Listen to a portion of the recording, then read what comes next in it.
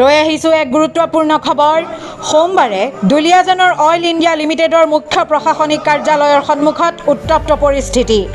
অইলৰ ঠিকাভিত্তিত নিয়োজিত চালক আৰু সহযোগীসকলৰ কেইবাটাও দাবীত অইল কৰ্তৃপক্ষৰ বিৰুদ্ধে মটৰ ৱৰ্কাৰ্ছ ইউনিয়নৰ প্ৰতিবাদ। এই প্ৰতিবাদী কাৰ্যসূচীৰ ফলত অচল হৈ পৰিছে উদ্যোগ প্ৰতিষ্ঠানটোৰ মুখ্য প্ৰশাসনিক কাৰ্যালয়ৰ কাম কাজসমূহ। অইলৰ ঠিকা ভিত্তিত নিয়োজিত যান বাহনসমূহ চলাচলত বাধা প্ৰদান কৰাৰ লগতে অইলৰ কেইবাটাও কাৰ্যালয়ত বিষয়া কৰ্মচাৰী প্ৰৱেশত বাধা প্ৰদান কৰিছে প্ৰতিবাদকাৰীসকলে। প্ৰতিবাদস্থলীত মোতায়েন কৰা হৈছে বৃহৎ সংখ্যক আৰক্ষী আৰু অইলৰ নিৰাপত্তাৰক্ষীৰ বাহিনী। পুনৰ জনাইছোঁ এটি গুৰুত্বপূৰ্ণ খবৰ।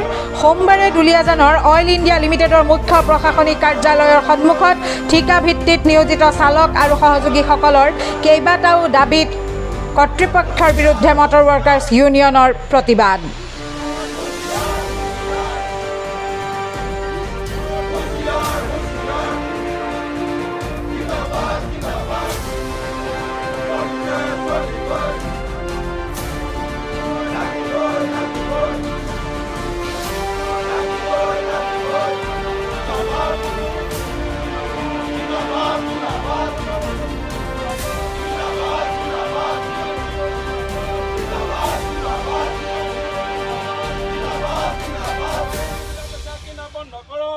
বৰ্তমান অইলত গাড়ী নিবিদা চলি আছে, কাইলৈৰ পৰা লটাৰী হ'ব।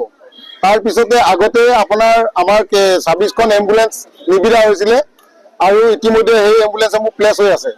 প্ৰথম কথা হ'ল যে সেই নিবিদাসমূহ কিছুমান বনিয়াই কিনি লৈছে। কিনি লৈ তেখেতলোকে আমাৰ যিসকল পুৰণা শ্ৰমিক আছে তেওঁলোকে পুৰণা শ্ৰমিকসকলক নাৰাখি নতুনকৈ শ্ৰমিক তেওঁলোকে আনে, যাতে তেওঁলোকক কমকৈ দৰমহা দি পুৰণা শ্ৰমিকসকলক বঞ্চিত কৰি যাতে তেওঁলোকে কমকৈ দৰমহা দি তেওঁলোকে তাত মুনাফা লুটিব পাৰে। গতিকে তাৰ খুব আমি আজি আমাৰ খুব উঠিছে। গতিকে সেই খুবৰ প্ৰতিবাদত আমি আজি আমাৰ এই ধৰ্ণা কাৰ্যসূচী আমি পালন কৰিছোঁ। আৰু অনাগত দিনত যদি মেনেজমেণ্টে অইল কৰ্তৃপক্ষই যদি 48 ঘণ্টাৰ ভিতৰত যদি ইয়াৰ সুব্যৱস্থা কৰি নিদিয়ে, এই বিষয়বিলাকৰ ওপৰত যদি তদন্ত কৰি নিদিয়ে, তেতিয়াহ'লে আমি মটৰ ৱৰ্কাৰ্ছ ইউনিয়নে অনাগত দিনত আমি তীব্ৰ আন্দোলন আমি কৰিম আৰু আমিও শ্ৰমিকসকলে ৰৈ নাথাকোঁ। গতিকে আমাৰ শ্ৰমিকসকলক প্ৰথমতে পুৰণা শ্ৰমিকসকলক প্ৰথম অগ্ৰাধিকাৰ দিব লাগিব। তাৰপিছত তেওঁলোকে আমাৰ যিসকল 644 আণ্ডাৰৰ পৰা হওক বা যিসকল শ্ৰমিকে ইমান দিনৰ পৰা অইল উদ্যোগটো খাটি আছে সেই শ্ৰমিকসকলক উদ্যোগ সুৰক্ষা প্ৰদান নকৰালৈকে আমি ৰৈ নাথাকোঁ। এই দাবীতে আমি আজি আমি প্ৰতিবাদ সাব্যস্ত কৰিছোঁ।